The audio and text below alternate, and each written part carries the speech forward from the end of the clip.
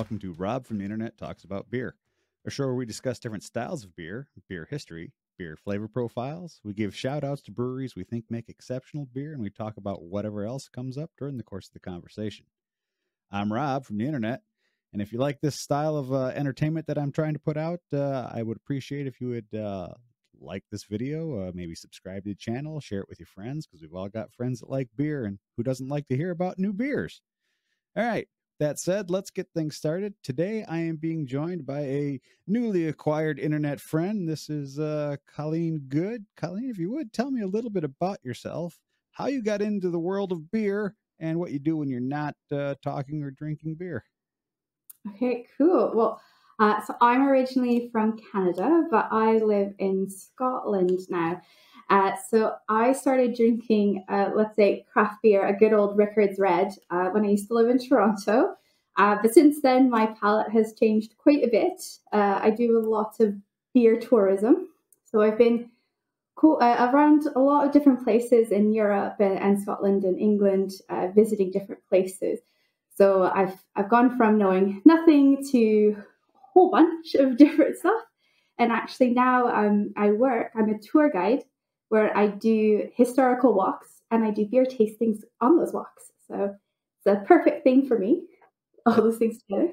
Sounds like a perfect job for anybody who likes beer and likes to be outside and walk. I know. So I used to do historical reenactments for the Canadian government. I used to be part of Parks Canada Players. So in the summer, I used to do historical reenactments. So I had this sort of weird background of doing performance and history, and then I used to be a teacher, so I would know like my history and how to teach. So all these things have come together in my work, and it's just sort of was my hobby. My husband homebrews, so I've seen the whole process. I've done a lot of cleaning in my days. I mean, that's 90% of what home brewing is cleaning. Oh my goodness, and we've moved quite a few different places, so trying to do our little setup, trying to figure out how we're going to get this into the tub and how are we going to chill this down, and slowly acquiring our own little home brewery in parts. It's been interesting. There's some interesting attachments, like, is this hose for outside or is this for the brewing process? So. Yeah. We have similar problems here at our house. Is this hose for the garden or is this for brewing? Yeah. Is this strainer for cooking in the kitchen or is it for something in the brewing area? You know, it's yeah. Yeah. A few of my things I'm like, is that my measuring cup? That's what I've been looking for that. Okay, now it's no longer for, you can just take it. I'll buy another one. That's for the brewing process. But it's always been interesting because we've got a dog. So whenever the hops come out, it's like quarantine zone because she's just so curious, and it's like, well, really not good for the dog. So another little problem with the home brewing. Yeah. But we do feed our grains right now because we live quite rural. Our neighbor has pigs, so we go bring out the grains to the neighbor's pigs. It's quite the to-do. They're quite happy. They squeal when they see us. So they know food's coming when they see you. Yeah, it's pretty cool when it's still steaming, and just like the smell. I just love the smell of brewing, even when you just walk into the brewery normally. Yep. I want a hot candle though. I think that'd be really cool, like a citra. You're like, oh yeah, the hot smells so good. You might be onto something there. You could have like a potential $1 billion idea with hop scented candles. I've seen beer scented candles, but they just sort of come out biscuity. It's like, yeah, that's a flavor, that's a smell that you get, but it's not quite the same. Right. No, I totally get that. Well, today we are going to be talking about beer, which is good because this is a show about beer. And today's style of beer is fruited sours. Yay! I mean, I've done a few shows on sours, and then we've done some specific sours from breweries in the Toronto area and things like that. Today's beer will also be from a Toronto area brewery. So, because that's what I have access to. What are you going to be drinking today, Colleen? So I am going to be drinking a fruited sour from Pilot. And so this is a barrel-aged Philly cherry sour. So it's quite complex. And I like the story about the yeast, the Philly cherry sour yeast, and sort of that process. And I've been to the brewery as well. I've met the brewers. They're all fantastic fellas, and I think they're doing a lot of good stuff for the community too. So I thought I'd give them a nice little shout out as I try the beer. I will be having POG, fresh fruited sour from Collective Arts. And POG is actually an acronym for passion fruit, orange, and guava. So it's going to be not very, the very 90s game. Yeah, no, not the little round things you threw, yeah, or whatever it was you clicked them, yeah. I remember Pogs, believe me. I believe I'm probably a little older than you are, so I was probably on the outlier part of knowing what Pogs were when they came in, but yeah, I am familiar with them. I have seen my fair share of Pogs. No, and Collective Arts, because whenever I visit home, that's like my cottage beer. That's the go-to when I go to the LCBO. Which, whenever I tell people here in the UK that you have to go to a special shop in Ontario to buy your beer, they're like, "Why?" It's like, "Oh, it's a big story. There's a lot going on there." Here, they've got things like you've got the breweries. You've also got something called an off license. So you buy your beer to drink on basically the curb or anywhere else. So you have the license to drink it off the premises. Yep. So yeah, a little different, but yeah, Collective Arts cottage. Yeah, I mean, Collective Arts makes good beer. I don't think I've ever had a beer style from them that I would call bad. I mean, there've been styles that are not my jam, not not in my wheelhouse, but I can't say I've ever had a beer from them that I would classify as, oh, this is a bad beer. It's just, oh, this is not a beer that I like is more what it is. Yeah. So for people who aren't familiar, wild / sour beers are just that. They are beers that have an acidity to them. It's usually like lactic acid or maybe acetic acid. Could be naturally developed with the malt. It could be with bacteria added to it to help in the fermentation process to make it sour. So there's any number. I mean, it could even come from, like, if it's an open fermented beer where it's just wild yeast that happens to float in and causes funky flavors. Yeah. Cantillon, if you've ever been, they've got the cool ships, these fantastic like bronze, copper, like swimming pools of beer. It's just so cool. It's like, can I swim in there? Okay, no, the beer's not ready yet, but I just love it. It's like sourdough. It's like the most traditional style. It is the oldest kind of beer. I just think it's wild. Yes, it is. It's wild. Yeah, I've been to a couple breweries that have the cool ships and the open air fermentation, and it's quite a thing to see. And it's like, oh man, that's a whole lot of beer you're gonna let get really funky. And I know some places that whenever you go to the brewery and they do have like a sour facility, it is separate. It is like very different cleaning regime and sanitation and going between it. I used to go to the Brewdog. I don't know if you know about Brewdog. Yes. But they have a brewery in Ellen. They've closed down their wild facility, but they had just like everything off site. So they did some really weird, cool things. So this is a carrot. It's an old bottle, but a carrot sour. And just that's weird.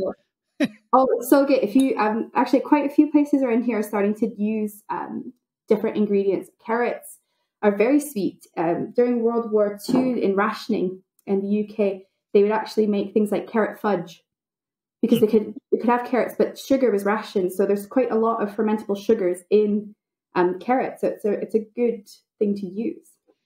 I would have never guessed that carrots were high in fermentable sugars. I mean, I'm one of those guys that I don't care for cooked carrots. If I'm going to eat carrots, they're going to be raw. So I've never really thought about the sugar content in them. So do you like carrot cake? I do like carrot cake on occasion. It's not one of my favorites, but I would not turn it down if someone goes, "Hey, do you want a piece of carrot cake?" Yeah, especially if there's some cream cheese icing. Go for it. Yeah. All right. Well, I am going to open my beer, and we'll get. I love that sound. Yeah. Oh, yay. Man, I don't even have my nose near this thing, and I can already smell the fruit. Yeah, It's really cool. So they barrel aged it in Tempranillo barrels, so like Spanish red wine barrels. And the yeast, so the yeast strain was found by a university student that went on this yeast hunt. It was basically a school project, and they went to a graveyard in Philadelphia and just took a sample off of, some people say dogwood tree or a cherry tree. They brought it back to the lab, and it's just an amazing yeast to work with, because it saves a step. You don't have to kettle sour. It just does it automatically. It makes alcohol and lactic acid at the same time. So it's a good 2-in-1. Oh, that looks amazing. Oh, I love it. It's super hazy, and there's some floaters in there. I just picked it up. Was it last week or the week before at the LCBO? But I'm looking at the date on the bottom of it, and it's kind of old. It's from August. So I don't know. We'll see. I guess there could be problems with like cold chain. I guess sours, you're usually pretty all right. I keep some in my cupboard for a while. And they kind of just get funky. But are you one of those people that drink the yeast? If you do have floaters and it's at the end, do you drink it or do you leave it? No, I tend to leave it. I've never been a big fan of the sediment. Like any beers that I let age and they have things that settle out, I tend to try and decant them as much as possible to keep that out of my glass. I do have friends though that are on the other side of the spectrum that they'll like shake the can or the bottle to get every last bit of gunk out of there, and they'll sit there swirling their glass so it never really settles, and they'll just drink it all. Yeah, so to each their own. It's your beer. It's how you want to drink it. But Solange, as they would say in Scotland, or cheers. Yeah, I say Prost because I'm German. Du bist der schlau. I am German, and I barely speak anything anymore. I used to. It's funny. When I was a young kid, in my preteen years, I was actually fluent in German because I'm only second generation born in North America. My grandparents came over from Germany in the 40s, and then when my grandparents died, the speaking of the German language kind of died off in our family, and I haven't actually spoken any real German in it's going on like 45 years now. So it's well, I guess not quite that long, maybe 40 years. But so I know some words, and like some words still stick in my brain, and I know several of the swear words. You do all the important things. That's you right. Probably order beer. You could probably order like a sausage. Yeah. I've got the basics covered. I can order food. I can order drinks, and I can ask people how they're doing, and then I can swear at them. Okay, that's so good. Oh no, right. It's really fun. I've been to a few like beer halls, and it's just such a community thing. It's a very different experience. And then just having like the big steins and everything. It's just, very different. Fun. Yeah. I've got, what have I got? I've got three steins, that are all like 1 liter, old school fired, ceramic with the hand drawn line for the 1 liter mark on them and things like that. Yeah. When I was in Innsbruck, they had Augustiner Brau. So we went in this bottom of this like monastery. We were just like walking around, and it was Christmas time. It was very quiet, and like, are we in the right spot? We're just walking through this monastery now.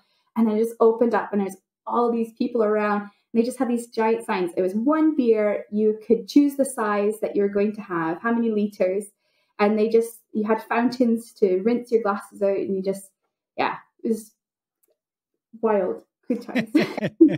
That sounds good to me. All right. So for me, the overpowering aroma coming off of this is the passion fruit, followed up with a subtext of like the orange juice, because orange tends to be one of those flavors that kind of dominates for me. I don't know if it's that way for everybody, but if something has orange in it, I can usually smell it straight away, and I taste it more than a lot of people. But and then any guava, is it G for guava, right? Yeah. Not really getting a whole lot of the guava on the nose, but that just might be my old broken nose. I've heard that you can tilt your head side to side because you've got like, you know, when you're sick and one of your nostrils is still open, but you can sort of adjust it. Yeah. It's definitely it smells like a tropical drink. Something like if you were sitting on a beach with an umbrella over your head, you'd have something like this in your hand and be perfectly happy.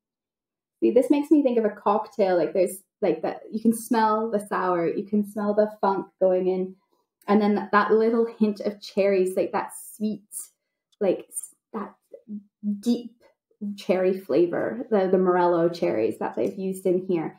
Nice. And they're just a beautiful thing. Like you can just have them on ice cream. I love them in an old fashioned, like just like Morello cherries on their own. They're just beautiful. So different from maraschino, like that bright chemically red. Nah. No. We use when we make our old fashions here, we use either what are they Amarera cherries or the brand name Luxardo. I'm not sure what those ones actually what style of cherry those actually are, but yeah, they're not those chemically bright red super sweet ones. They're more of a either a bittersweet or a sour cherry. That's what you're getting from here. It almost looks like cranberry juice. It's quite there's like orange like tones to it as well. It is really, really clear. It is very clear. Yeah, it's brilliantly clear. What's the ABV on that since it's a barrel aged beer? This is 8.9%. Oh, that's a nice session beer. Yeah. I feel like I drink a lot of the heavier hitters, but it's slow. You're enjoying it. You really enjoy things. I think, especially in Scotland, I find the brewers here, I think they emulate a lot of what the whiskey is doing, that it's a slow process. There's a lot of thought that goes into it, and the flavors are well thought through. And there's quite a community for sours. There's a lot of fun, weird, wild places that are doing great things with sours. So yeah, I find for me, sours are kind of a cyclical style for me. I'll go through a phase where I'll drink just tons and tons of sours, and then I'll go through a phase where I'm like, no, I don't want any sours right now.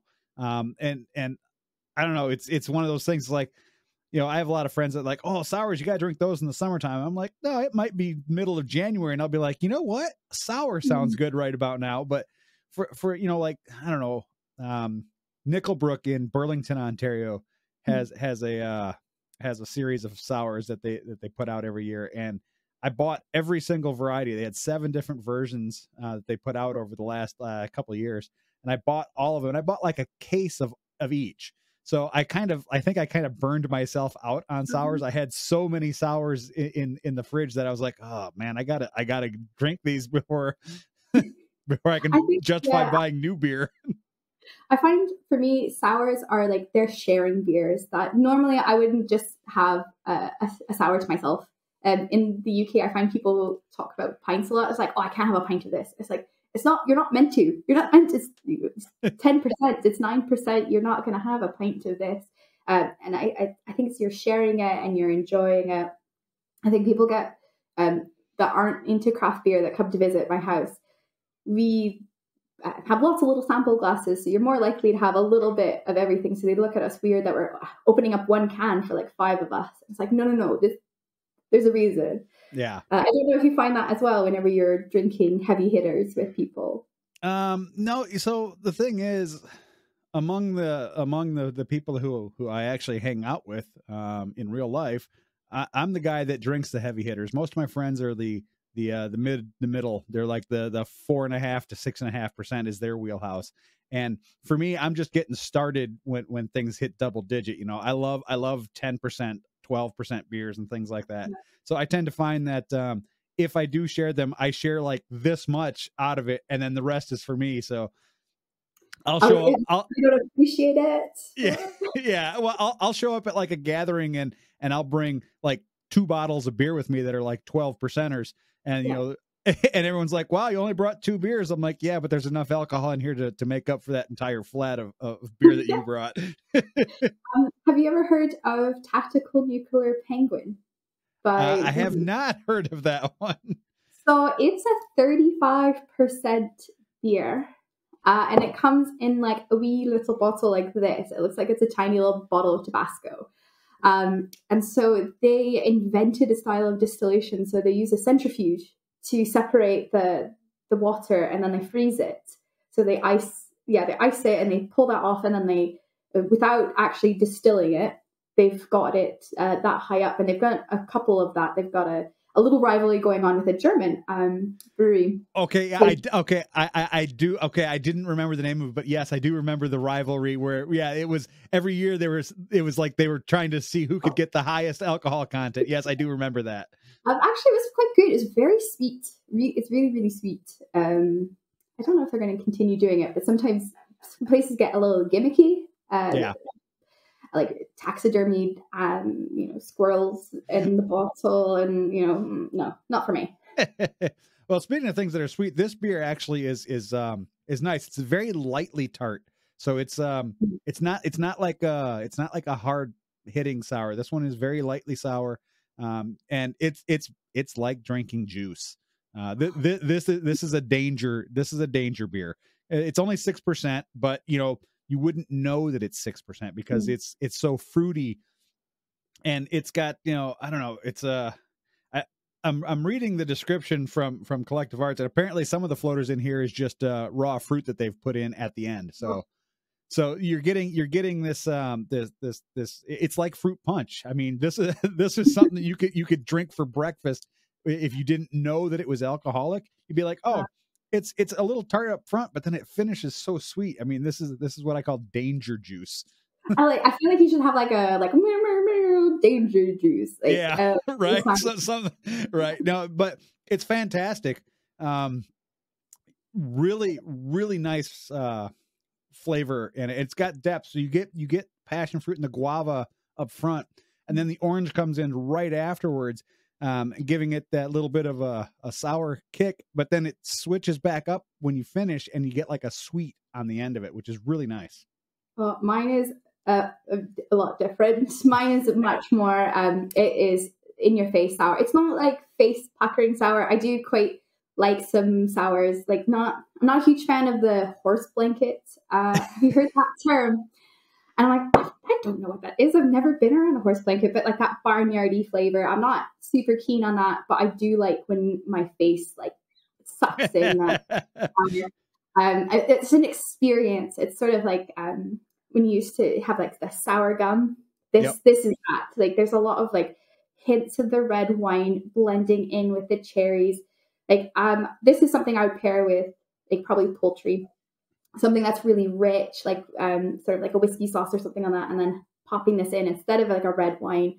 But because it's so fruity, I think it would work with something that I like to pair things with food, I think. No, that's actually a fantastic pairing, because typically if you're going to be having rich foods, you either go with something that complements the richness, or you go with something that contrasts it. And a sour would definitely contrast a rich like if you're having, say you're having duck or goose or something that was fatty, or something gamey. The sour is going to do really well to contrast with that, to give you a more balanced palate. Yeah, yours made me think of like brunch. As soon as you're like, this is basically a mimosa beer, is what this is. I mean, this is like I could see a bunch of people hanging around at like 11 o'clock in the morning, just starting with these and be like, yeah, let's go. This does start to mellow. I think you get used to the sourness like after like the third sip. And then it's sort of making my mouth salivate, and I just keep wanting to go back for more. Yeah. That is such an enjoyable experience.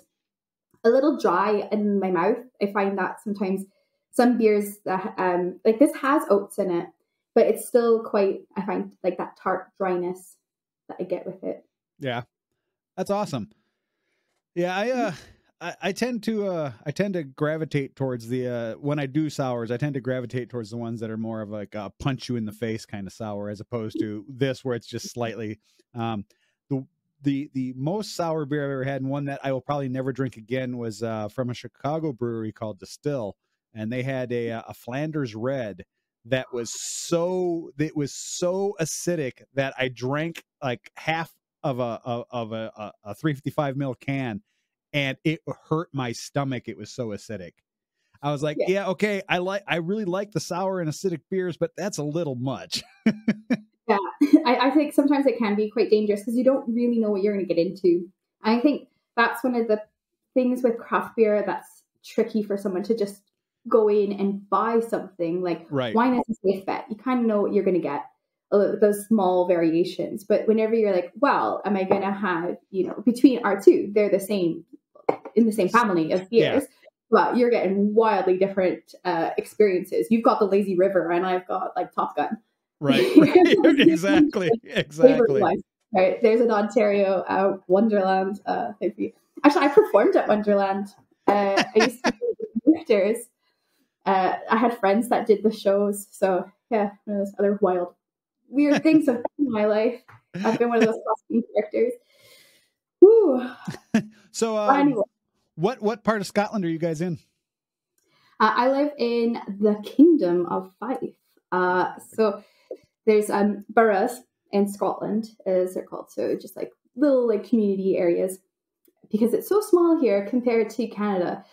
Like I don't even think Scotland would fit in Ontario. Maybe half of it. Like it takes like 4 or 5 hours to get across the country. It's right. It's I've been to Scotland. So and I've got both old and newly acquired friends that are in Scotland. So I've got one of the guys who's just on my show, not this current episode, but the episode before, is actually from the Hebrides.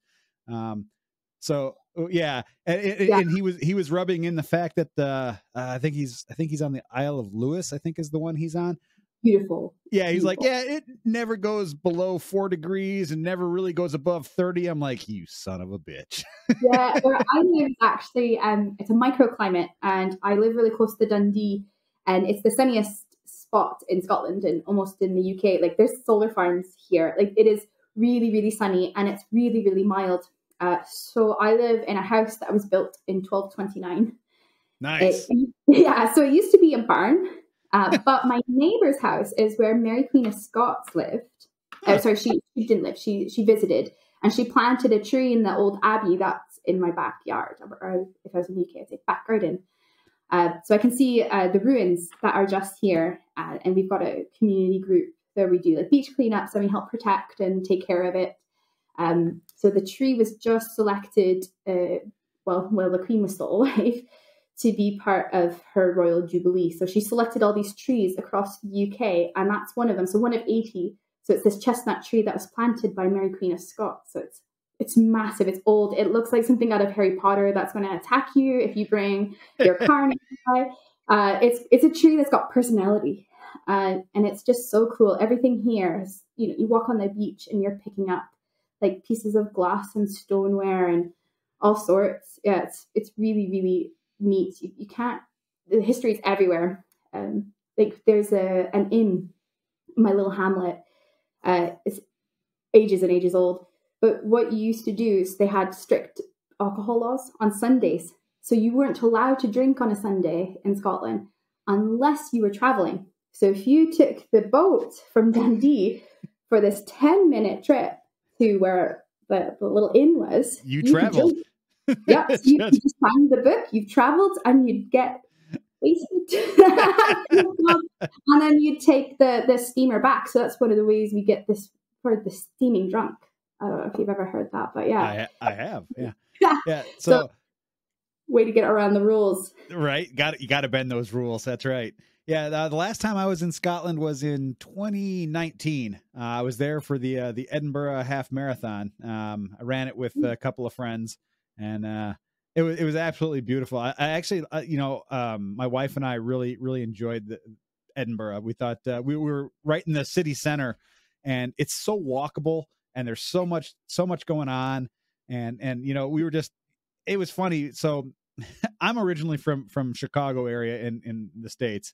And my wife's from here in Ontario, but I'm so used to when you ask people things on the street that they're either one, they ignore you, or two, they tell you to fuck off. And we were walking around Edinburgh, and some guy was walking towards us, and I'm like, hey, I'm trying to find this. Can you tell me where it's? And the dude stopped and was like looking at my map, and he's like pointing, it's over here. If you walk this way, it takes you this long. If you go this way, it'll take you this long. But here's the fastest way to get there. And on your way, here's another pub you could stop at. You know, I'm like, that's absolutely fantastic. Yeah, I agree with that sentiment. Edinburgh is super walkable. Everything is so neat, and you can see where it became an inspiration for so many writers. And it's just got this like hominess to it, that you walk into a pub and it's got a fire going, and there's dogs everywhere, or dogs. So it's really dog friendly. You go into a pub, you can bring your dog with you. I do it all the time with my dog, and they get spoiled. It's so different from like the rules in Ontario. It's like, oh, you can't drink outside. You can only buy your beer here. Here, there's a lot more relaxation, but there's definitely the hospitality. It reminds me a lot of the East Coast. So my husband's from PEI, and it's just, and I've been to like Newfoundland and Nova Scotia. I've been all over, and that feeling of, they care. They genuinely want to help you or find out about you, I think, too. Yep. So how did two people from Canada end up living in Scotland? Well, we met in Toronto. So I was doing some performing and decided I was going to go into teachers college.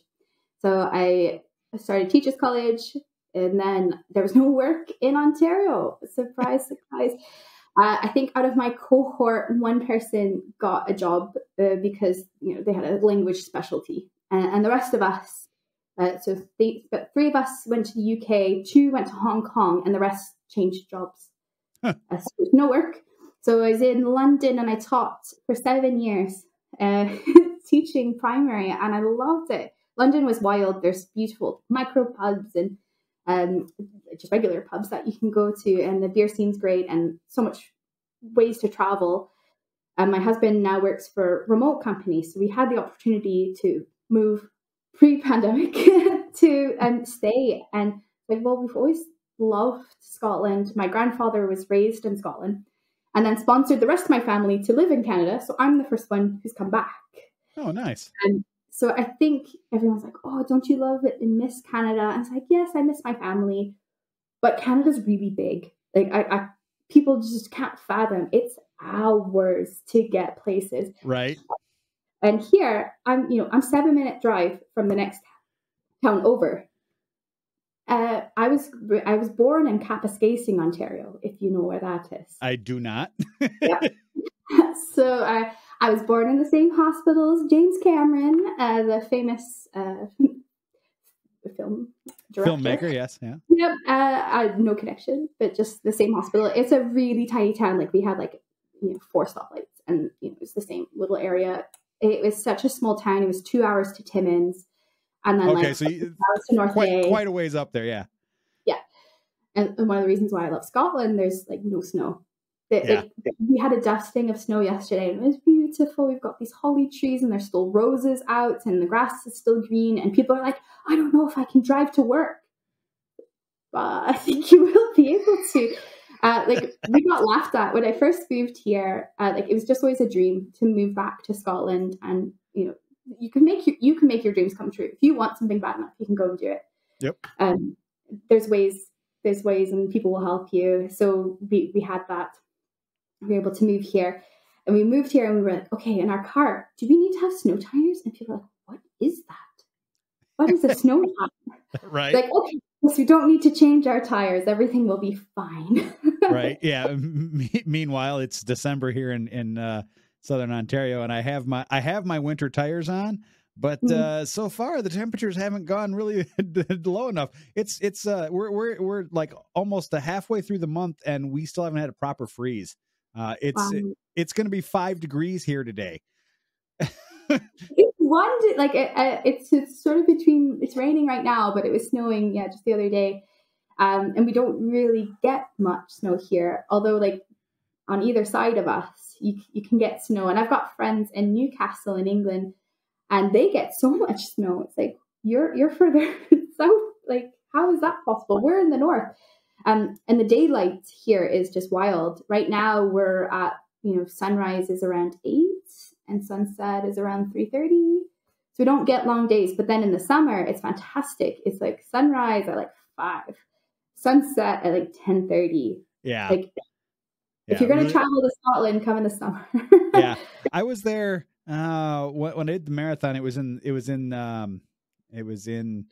was it late May, early June when I was there. And yeah, it was like the sun came up nice and early. And the problem I have is I'm one of these people that my body clock dictates when I go to bed. So when it gets light out, my body's like, you have to be up. Well, so we get to Scotland. We've been on a plane the entire time. We land and it's daylight. I couldn't sleep. So, and then it doesn't get dark until like 10:30 at night. And I'm like, I've been up for 29 hours. Why can't I sleep? And it's because it's still light out. My body's like, no, man, it's light out. We should be out doing stuff. Yeah, here blackout curtains are like a necessity. We've got even like extra, we put over extra lights because it wakes me up. It's even further north here than when I lived in Kapuskasing. So like, yeah, but the weather is completely different, but we just get these crazy long days.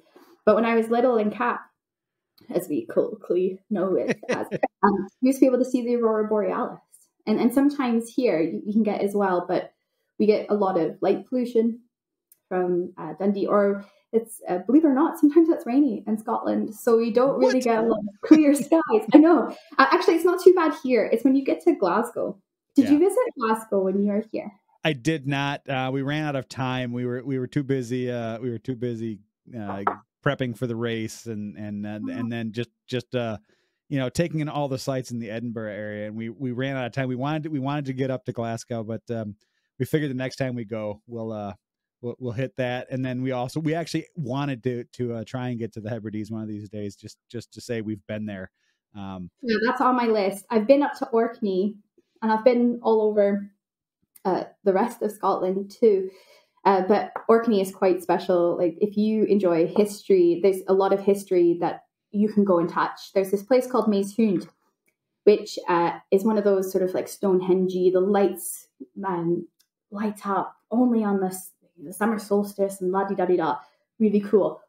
But what's in it is graffiti from Vikings. Nice. So there's a Viking graffiti in there, and you can like sneak in and you can see, like I'm only 5'4", like my height. So I was fine standing in there, but like everyone else is like hunched over. You just being in that spot is just so wild. So if you enjoy the history, such a interesting place. But yeah, the Outer Hebrides, the beaches, it's just that crystal blue, the sands, it's just something special. It's where you want to crack open a beer and be like, yeah, I just want to sit on the beach, have something.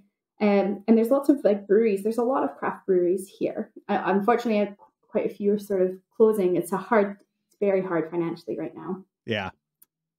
As I'm sure it is in Ontario as well. We've got the inflation. We're definitely seeing those prices rise. And we've got the government has proposed a tax on beers that are 8% and higher. Yep. So it really does hit the craft beer scene, especially like the beer I'm having today would cost even more. So not even just like the work involved, 9 months barrel aging, and then to have another tax on top is quite difficult. Yeah, no, and I believe there's similar taxation going on here in Ontario these days too for beers over a certain alcohol percentage, which is, I don't know, I find it quite silly. When I first moved here, the plan was I was going to open a brewery, and then I discovered how much fucking rigmarole you have to do in Ontario to open a brewery. I mean, in order to make the beer, sell it on site, package the beer, and let people drink it on site, let people take it off site. It was like 5 different licenses, and you have to get certified like every couple of years. And it's like, yeah, no, I'm just going to have a nice home brewery and drink myself silly. Yeah, it feels like there's a lot of penalization for it's an art. It's an art form, even just like my mother's an artist and like painting, like she can paint at her own house. No one's gonna, charge her extra for doing that. But then, like you said, if you're trying to do that, it's really difficult. Although I do know quite a few people who homebrew, and I think there's just such a passion. I think there's definitely you have to be passionate. It's not just offhandedly, oh yeah, I'll brew once. It's like, no, if you're going to do it, there's a commitment to it. Right. And I think there's that passion, and whenever you talk to home brewers, it's very different. That's not commercial. It's, there's only 10 bottles of this. That's all you've made, or all you've bottled. And I think that's quite magical. And hopefully someday that, you could always lobby the government. You could always ask, make things easier. And why not be a tourist destination like Vermont? Right. It's right there. You can go have some Alchemist, go have some Heady Topper, go to Foam, go to Phil Harmstead, have that, pop over and see Ben and Jerry's too while you're there. But get some ice cream. Why else would I go in the middle of nowhere, Vermont? There are queues or people lining up for the beer. I think people are missing out on liquid commodity. Oh yeah, most definitely. Well, Colleen, we've been talking for about 40 minutes here, and this is the part of the show where I say, hey, this is the end of the show. So if people want to follow your exploits on the socials, how can they find you? So the company I work for is called Scott Beer Tours. So you can always look us up there. I do help with the socials. I think I don't even know my Twitter handle. I don't know. I'll have to update you and let you know. But you can find me on Mastodon at Colleen. That's usually the simplest way. That's how I found you, was on Mastodon. That's right. Awesome. Well, it's been quite enjoyable talking to you. It's always fun to have somebody who enjoys talking. I've had a few interviews where you got to kind of pull the information out of people, but I love it when the conversation just kind of flows and goes wherever it goes, which is, I mean, that's the whole premise of the show, is to talk a little bit about a style of beer people might be a little hesitant to try, and then just have the field be like a couple people just shooting the shit about beer, which is exactly what this was. Awesome. And whenever you come and visit Scotland again, you got to let me know. We can go check out, there's some amazing craft breweries here, especially if you like sour beers. Holy Goat Brewing, Vault City, they're doing some fun things as well, so you got to check them out. Excellent. All right, well, until next time, I'm Rob from the internet. Cheers.